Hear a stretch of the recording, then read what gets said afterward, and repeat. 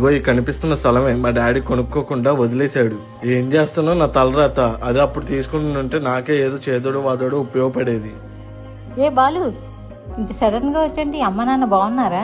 బాగున్నాను పెద్దమ్మ. అమ్మ నాన్న కూడా బాగున్నారు. మీరెలా ఉన్నారు? బాగున్నాను రా. ఏంటి ఇటు వచ్చారు? ఏం లేదు పెద్దమ్మ, ఇక్కడ ఏదో స్థలం ఉందంటే చూడడానికి వచ్చాము. అవునా, మరి తీసుకుంటారా? ఎక్కడ పెద్దమ్మ, 10 లక్షలు చెప్తున్నారు. అదే మా చిన్నప్పుడు డాడీని తీసుకోమన్నప్పుడు 10,000 చెప్పారంట. ఎక్కడ 10,000, ఎక్కడ 10 లక్షలు? ఇప్పుడు మా డాడీ చేసిన పనికి మేము బాధపడుతున్నాం. అప్పుడు మీ నాన్నకి కుదర తీసుకోలేదనుకో, ఇప్పుడు నువ్వేనా తీసుకోవచ్చు కదా. ఏంటి 10 లక్షలు పెట్టి తీసుకోవాలా? నాకు ఇంట్లో ఖర్చులకి పిల్లల స్కూల్ ఫీజులకే సరిపోతున్నాయి నా జీతం. ఇంకా 10 లక్షలు ఎక్కడి నుంచి ఆయన అప్పు తీసుకొచ్చి కట్టాలి పెద్దమ్మా. ఇప్పుడు నువ్వు ఎలాగ బాధ్యతల గురించి మాట్లాడుతున్నావు, మీ నాన్నకు కూడా అప్పుడు అవే బాధ్యతలు ఉన్నాయి కాబట్టి తీసుకొని ఉన్నాడు. ఇప్పుడు మీ నాన్న తీసుకోలేదని నువ్వు ఎలా అంటున్నావు? రేపు నీ పిల్లలు కూడా నువ్వు తీసుకోలేదని నిన్ను అలాగే అంటారు. అప్పుడు 10,000, ఇప్పుడు 10 లక్షలు రా. ఇప్పుడు 10 లక్షలే, రేపు 1 కోటి రూపాయలు రా.